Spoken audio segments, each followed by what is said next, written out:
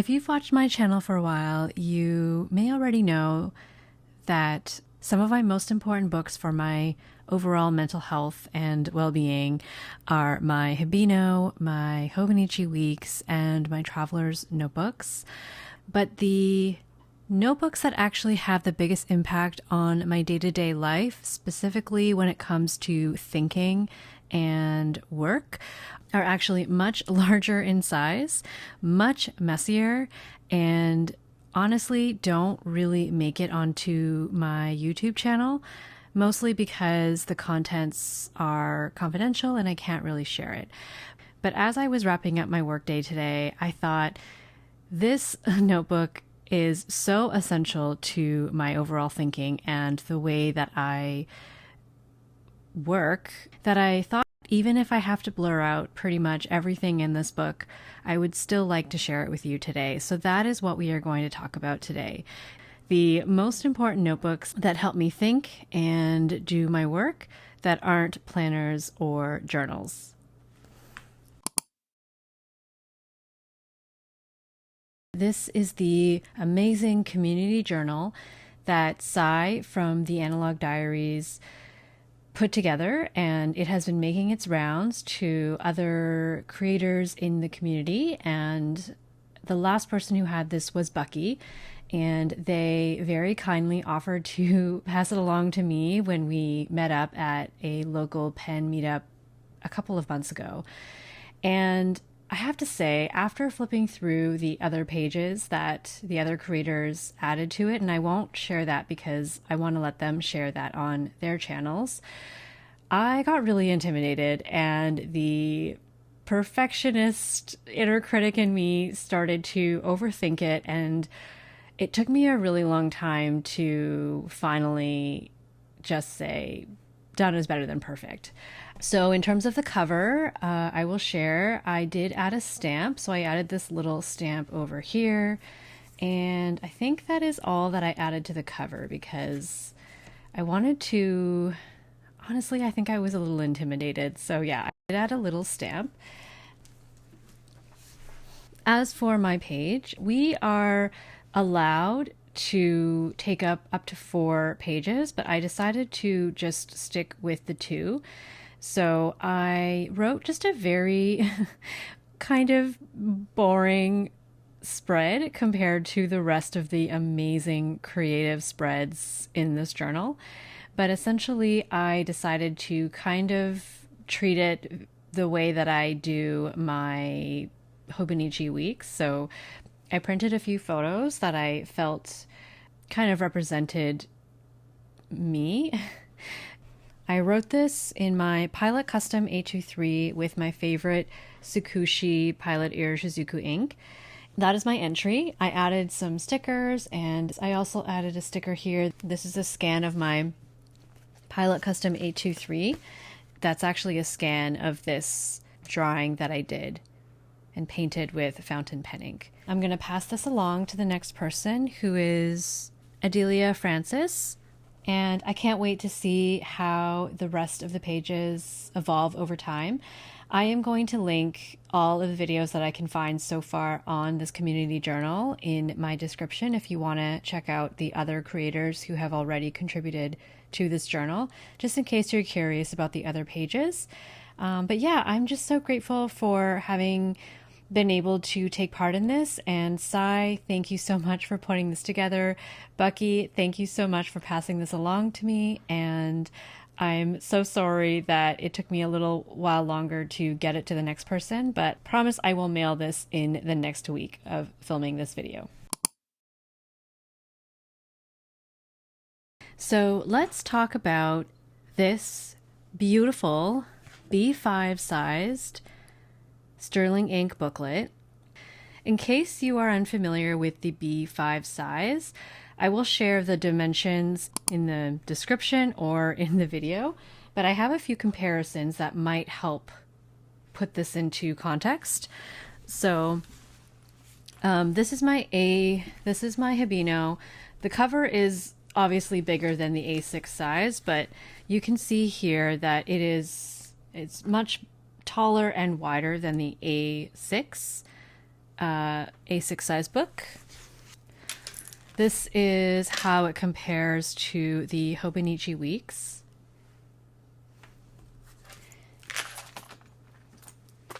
And this is how it compares to the Traveler's Notebook. This is how it looks next to an A5 sized notebook. Prior to discovering Hobonichi and falling into the world of fountain pens and then looking for fountain pen friendly notebooks, I was a really big user of these Moleskine notebooks. I absolutely adored these books. This is one of the notebooks that I used for study notes, and I loved this notebook, and what I loved about it was just the fact that it was so big that I had all this space to take notes, to paste in printouts or handouts. So I really loved using this notebook. And I actually use this notebook very similarly to the way that I use this one, where I have post-it notes sometimes. I just have a lot of space to kind of think and draw and just think on paper.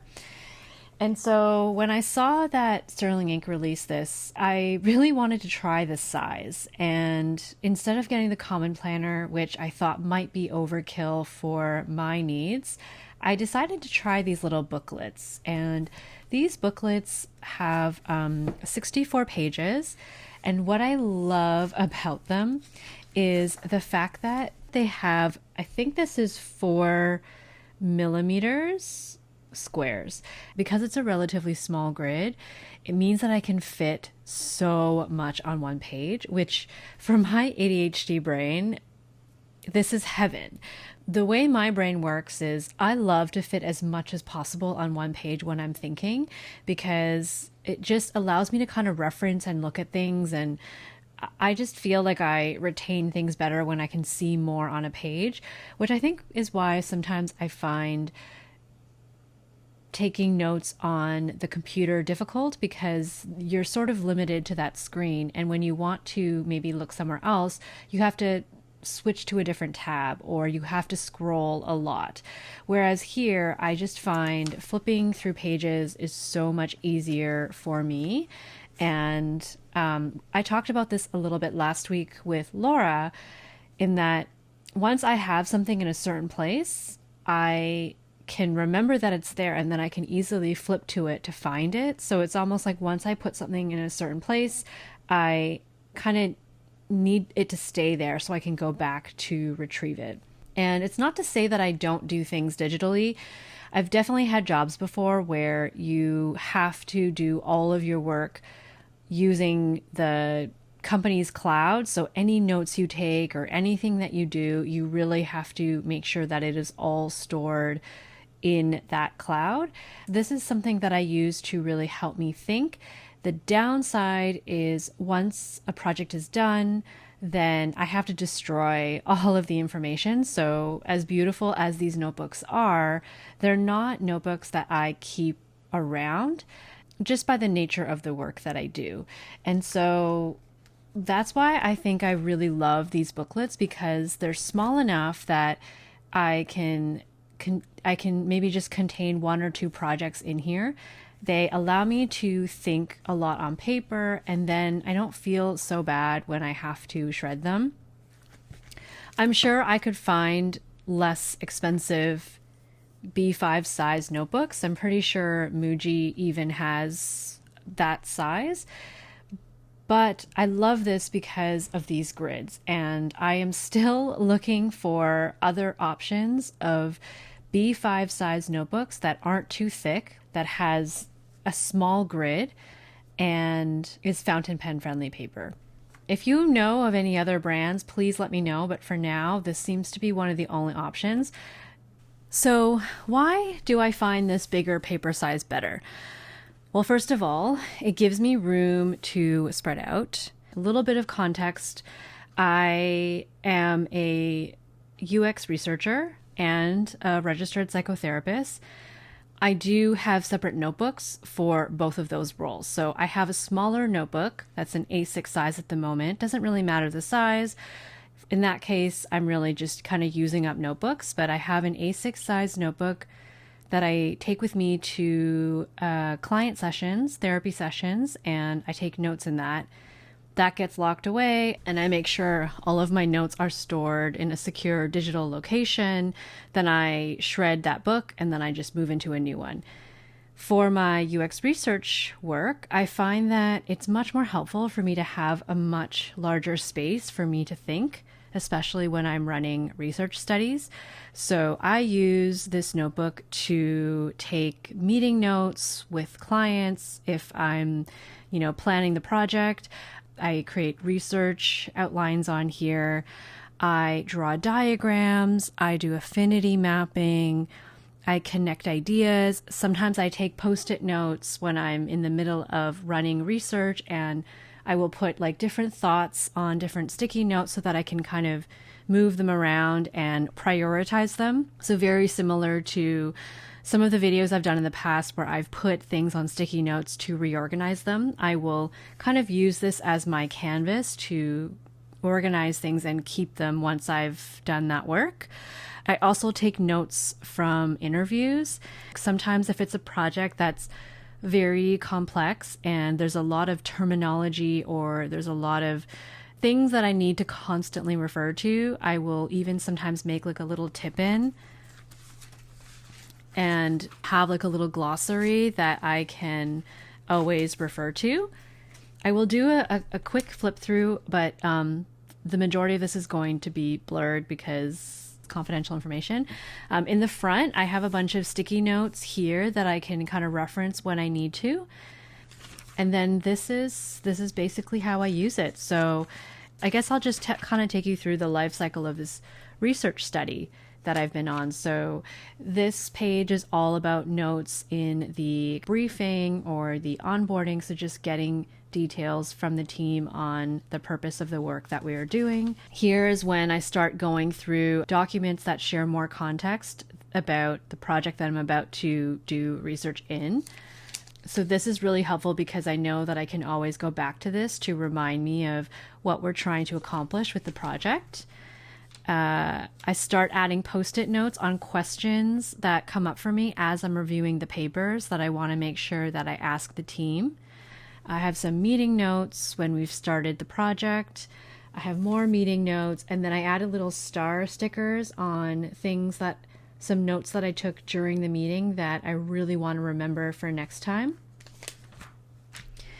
I have more meeting notes here. More meeting notes, and these are some notes for when I met with the team and we started planning out the research. So it's kind of like planning notes. I started running the interview sessions, and so some things on the post-it notes are things that came up during sessions that I really want to remember.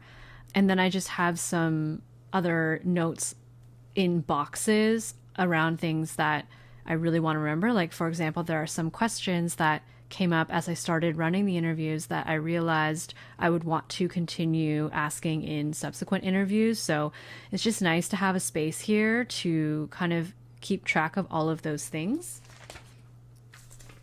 And then here's where I have a tip in, because I noticed there were a lot of terms that were constantly coming up that I couldn't keep track of or couldn't remember. And so I made this little tip in so that whenever I'm doing my work, I can always have it out of the notebook for me to refer to. And then here I just have a kind of index of all of the interviews that I ran. I use this as a reference point as I'm doing my analysis, just to remind me of the interview itself. I don't put any names in here because, again, it's confidential information. So I try to put information that kind of reminds me enough of the interview so that I can quickly come here as a reference point.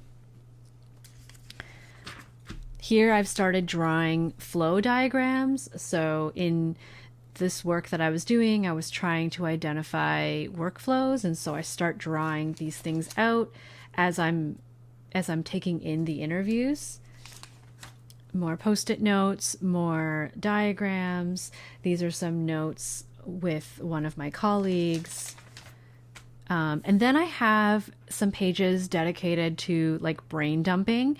So as I start moving into the analysis phase, at this point in the study, I have so much swirling in my head that I need to kind of synthesize it or start to put it all together. And I find that sometimes just sitting down and writing as if I were having a conversation with a colleague, like trying to talk about what I'm seeing or what I'm thinking or how I'm kind of feeling at this point in the analysis, I find that just writing it out as a brain dump is really helpful. And this is where I just love these pieces of paper because I can write a lot and it just kind of helps me sort through what I'm seeing. So this is how it helps me think on paper. And then I left this space open so that I could add more notes as I had more meetings or more brain dumps or more things that I just want to make sure that I keep in mind as I continue through this project. And then the rest of the pages are really me just starting to kind of work out my findings by specific themes. And so I can dedicate one page for a theme. And I just have so much space to add different things to that. As I'm doing the analysis, I can go back and add things to this. And if I run in a room, I also can add little tip-ins like I've done here. It's been really helpful. So this is how I use these books to think and do work. It's project planning, notes from interviews, connecting ideas, affinity mapping, drawing diagrams, just spreading things out. And I find that this is just so helpful for me to think, which I think is why I love the Habino so much, because when I need to think about something, maybe it's non-work related, maybe it's more personal life kind of related, I find it really helpful to have a lot of space to write, because the way I process and the way I think, I've realized, is I write things down and I write them in a way as if I'm having a conversation with myself. Maybe that makes me sound a little crazy, but that is kind of how I often think. So as an example, as I was actually brainstorming for this specific video, I pulled out my Habino and I just wrote down some thoughts that I had on what I was thinking about for this video. And it's not fleshed out, like it's not organized in a nice outline or anything like that. It's just very rough thoughts that I'm kind of like spewing out onto paper. And it's actually funny. I talked about in my last video with Laura that I haven't really been using these pages, but I think that conversation actually reminded me that one of the things I loved about this book so much was all the space I had to do thinking on paper. And this is why I moved into this book over the Hobonichi A6, because I just couldn't do that kind of brain dump thinking in the Hobonichi A6 in the same way that I can here. I could do it in the Hobonichi Cousin, but I like the portability of this A6, and so having the small grid allows me to have this kind of thing in the A6, which I really like. In an ideal world, I could potentially do some of my work thinking in here, but in reality, I just can't do that because of confidentiality reasons. And so I have really been enjoying using this again as like a thinking book on top of everything else that I'm using it for. But here, this is really how I actually do a lot of my work, is just thinking on this kind of large paper. That is my notebook, and truly one of my most important notebooks in the work that I do. And I just thought it was time to really share it with you, because I've been using these kind of quietly in the background. I have had these little booklets since 2024, and they have just been the star of my work life because of how much I love these notebooks. Sometimes it's just little things like this that can really add delight to your work. And the fact that this is fun to work in, it's fountain pen friendly, and it allows me to think better than I could in an A5 book, just adds a little something extra to the work that I do. And what I really like about it too is that it's so thin that it fits very well in my A4 superior labor portfolio. So I've had this for about 2.5 years, and I actually use it for my laptop. So when I go to the office, I have some extra feelings wheels that I sometimes give to clients during sessions. I also have a couple of assessments that I sometimes use for clients. I also have some informed consent form that I sometimes pull out if I'm in a session with a client for the first time. So I always have these papers tucked into my A4 portfolio. Then I have my laptop, which fits perfectly. And then I love that I can just slide my B5 notebook in here. And this is what I bring to my UX research client meetings too. So I can have my therapy notes with me just in case I have a session, but I also have my laptop and my work notes. So if I'm in the project that I'm working on now, I'm having a lot more in-person meetings, and I'm just finding this has been really great, and it's not too bulky, which is why I really like having it in a booklet style. This is my last B5 booklet, and I think I'm probably going to order some more from Sterling Ink. I would love to know if there are other B5 fountain pen friendly with very tiny grids, maybe even cream paper out there. And if there are, please tell me. I have tried to Google this. I have tried to research this. I have yet to find something that really fits all of the things that I'm looking for. I think I'm probably going to make a Sterling Ink order soon to get some more, but I thought I would share.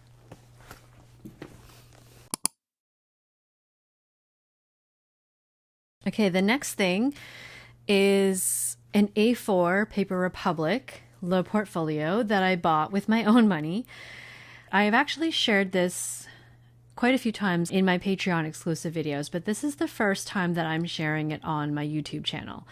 If you are curious about hearing more about this and how this patch came to be, because it was a little bit of a happy accident, then they are available on my Patreon account. I'm using this more for visual thinking. In a way, it's kind of like my offline Pinterest board. So it's a place where I collect inspirational photos. I do some larger sketching, and I've just been really loving this book so much. I actually bought this with Laura when we met up for the first time at Lay Wines, which is a local Toronto retailer. And as soon as I bought this, I immediately felt the urge to buy more Paper Republic or get a Louise Carmen so I could compare it to the Paper Republic. And that's actually why I ended up making that video about de-influencing myself, because I had just gotten this amazing portfolio, which I bought from a bonus that I received from one of my UX research clients last year. And initially I'd wanted to use it for UX research work, but they didn't have a B5 size, and I couldn't find an A5 size that had the same kind of specs that my B5 has with the small grid. I could find a lot of A4 notebooks that had bigger grids, but I was really looking for something smaller. So I ended up pivoting and using it for something else. And I won't go too much into this, but I've been kind of using it for interior kind of design projects. By no means am I an interior design expert. I'm just a very big yet amateur interior design enthusiast. So I've been using it to kind of store all of my wallpaper samples that I've collected over the years, a lot of visual things that inspire me. And I recently shared on my Patreon a very special project that I am going to be working on for my business. And I am going to be using this as my main space to plan it out. If you are interested in hearing my big news, then I did share a video last month for my little Coco Companion tier on Patreon. Eventually, this will be something that I will share on this channel, but it's probably not going to be until more like September, October. So this is really a space that allows me to do some bigger sketching, especially for some of the interior projects that I've been working on. It's kind of like a visual thinking space. It's also a visual inspiration space so that I have a place to store all of the things that inspire me. I've just been really loving it. So these are some Kukuyo A4 notebooks.